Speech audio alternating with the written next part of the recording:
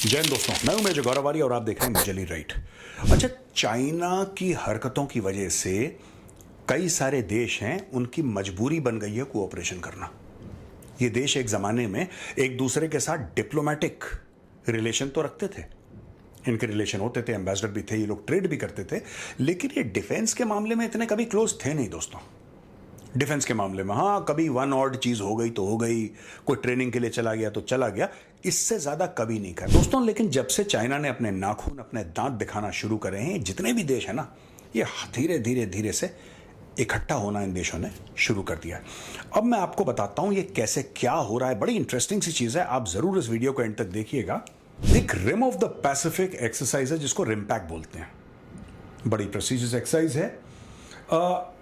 China ने 2014-2016, जब मैं एक्सरसाइज की बात करता हूं, मैं बात कर रहा हूं मिलिट्री एक्सरसाइजेस की, यानी कि दुनिया भर की नेवीज हैं, एयरफोर्स हैं, आर्मी है, सब लोग मिलकर एक्सरसाइजेस करते हैं ना, वॉर के सिनेरियोस प्लान करते हैं। 2014-2016 में रिमपैक का एक बहुत अहम हिस्सा था चाइना। चाइना को 2018 में निकाल दिया रिमपैक से, और आज की तारीख है कि चाइना को कोई इनवाइट करने को राजी नहीं है। 2013 में भी ये कोप नॉर्थ एक्सरसाइज है, वो ह्यूमैनिटेरियन असिस्टेंस के बारे में। चाइना को 2013 से फिर से इस एक्सरसाइज में नहीं, ऐसी कई सारी एक्सरसाइज हैं दोस्तों जिसमें चाइना को अब लोग चाइना से कटने लगे हैं, और लोग कह रहे हैं कि यार अगर चाइना आएगा तो हम नहीं आएंगे, और छोटे छोटे देश अब चाइना को आंखें दिखाना शुरू कर दिया। होता यही है, देखिए, दिस इज ह्यूमन नेचर, और चाइना को समझना चाहिए। देखो, ऐसा है कि अगर आप मजबूत हैं, आप ताकतवर हैं, और कोई छोटा है आपसे, मैं आपको उदाहरण दे रहा हूं, आप कोई छोटा है, आप उसको आंखें दिखाएंगे, आप उसको डराएंगे, आप उसको धमकाएंगे, तो या तो वो टूट जाएगा, या तो वो टूट जाएगा। जैसे पाकिस्तान है, पाकिस्तान टूट गया, पाकिस्तान फोल्ड कर गया। लेकिन फिलीपींस जैसे देश हैं जिनको आप डराएंगे, धमकाएंगे, वो थोड़ा सा पीछे होंगे, लेकिन एक समय के बाद वो ये बोलेंगे कि यार ठीक है, यार ठीक है, अब तूने आना है ना, तू आ जा। ये कई नेशंस का एटीट्यूड हो गया है। अब ये कटने लगे हैं चीन से। अब ये कह रहे हैं कि चाइना के साथ कोऑपरेशन नहीं हो सकता क्योंकि चाइना नहीं मानेगा।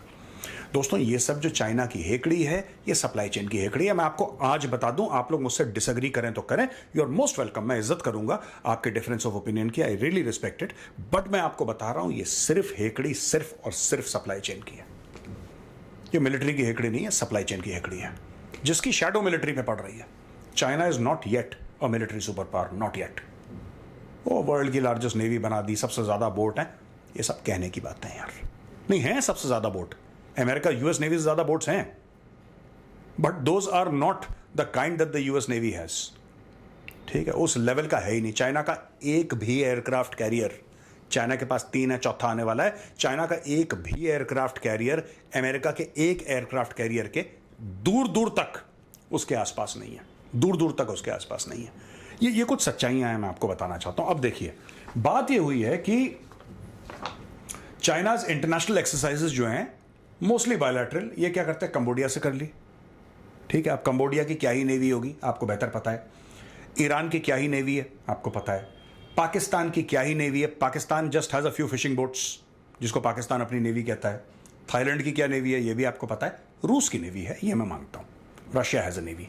तो चाइना की ऐसे लोगों के साथ बात बनती। अब ये देखिए, कंबोडिया भी ऐसा कोई मेन स्ट्रीम्ड कंट्री नहीं है, ईरान का बेड़ा गर्क है, पाकिस्तान का तो गर्क होने से पहले ही बेड़ा डाउन हो गया था, थाईलैंड एक छोटा मुल्क है, टूरिज्म पे ज्यादा थाईलैंड के पैसे आते हैं।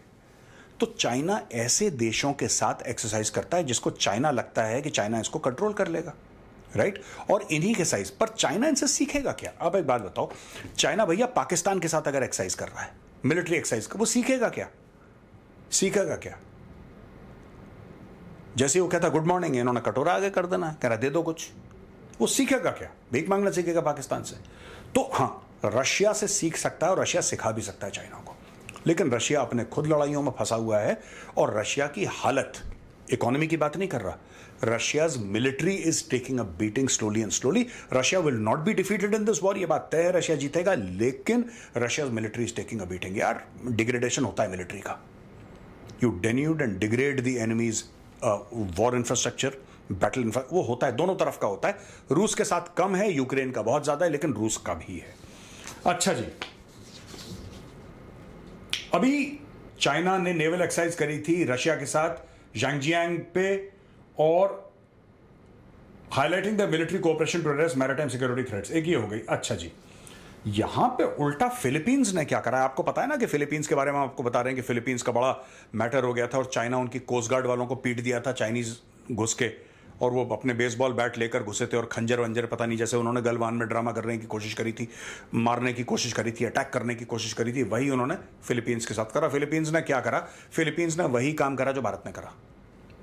फिलीपींस ने एग्जैक्टली वही काम करा। गलवान के बाद हमने ऐप बैन कर दिया था ना, यहां पे चाइनीज रन ऑनलाइन गैम्बलिंग है, फिलीपींस में बड़े फेमस है, बैन कर दिया, उनके ऐप ही बैन कर दिए, चाइनीज ऐप ऑनलाइन गैम्बलिंग वाले।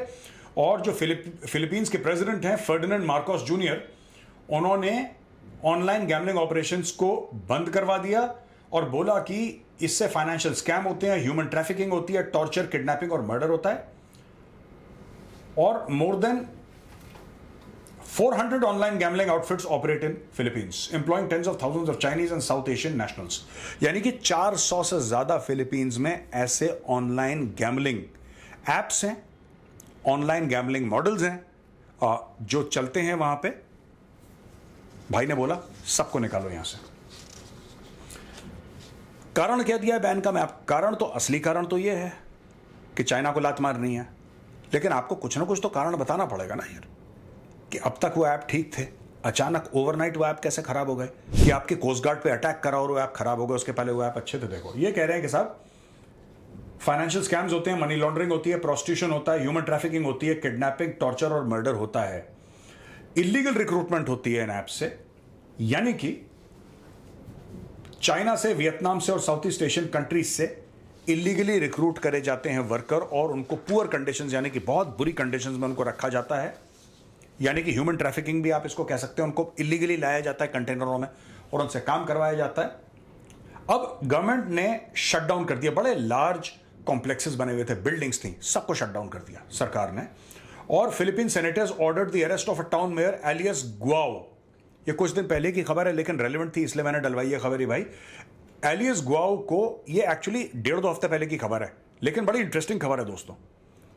एलिस गुआओ ये एक टाउन की मेयर थी और कहते हैं कि ये चाइनीज है, लेकिन इसने अपनी नेशनैलिटी छुपाई कि मैं किस देश की हूं, मैं चाइना की हूं, उसने छुपाई। इसकी ओरिजिनल चाइनीज नेशनैलिटी थी।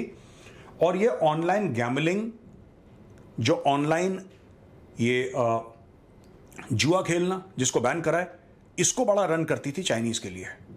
तो अब ये फरार है, ये मिल नहीं रही, ये गायब हो गई है। इसके फाइनेंशियल एसेट्स फ्रीज कर दिए, उसको पोस्ट से सस्पेंड कर दिया, लेकिन वो भाग रही है। लेबर ऑफिशियल्स को मार्कोस ने बोला है कि आप ऑल्टरनेट जॉब्स ढूंढिए, इनके लिए जो इससे बेरोजगार हुए हैं, आप इनके लिए ऑल्टरनेट जॉब्स ढूंढिए, बेरोजगार कोई नहीं रहना चाहिए। तो दोस्तों ये सारी की सारी चीजें हैं जो ये लोग कर रहे हैं। अब इंडिया ने करा था वही चीज इनके साथ हुई, इन्होंने भी कर दिया। मैं आपको एक और चीज बता दूं, भारत ने जब बैन करा था वो ऐप, तो PUBG, Garena, free fire, TikTok, ये सारे के सारे ऐप भारत ने भी बैन करे थे। करीब 250 चाइनीज ऐप बैन कर दिए थे। ये टिकटॉक, जेंडर, शीन, कैम स्कैनर, ये सारे के सारे ऐप, 58 चाइनीज बैंड, ये ऐप बैंड इन इंडिया जून 2020 को इन्होंने 58 करे, 118 इन्होंने करे सितंबर में। इसके अलावा इन्होंने नवंबर में 43 चाइनीज ऐप बैन करे और 54 उन्होंने करे 2022 में। टोटल 273 चाइनीज ऐप जो है वो इंडिया में बैन हो गए। और अप्रैल 24 यानी कि 24 अप्रैल 2024 को यूएस सेनेट ने बोला है कि ये टिकटॉक को बैन करो यहां से। 2023 में नेपाल ने भी बैन कर दिया। आप जानते हैं कि नेपाल की सरकार का कितना मेल मिलाप है चाइनीज गवर्नमेंट के साथ। लेकिन दोस्तों फिर क्या करा कि इन लोगों ने, नेपाल ने भी बैन कर दिया ऐप को, और अमेरिका पूरी एक पॉलिसी निकाल रही है कि कौन कौन से चाइनीज ऐप बैन करने चाहिए।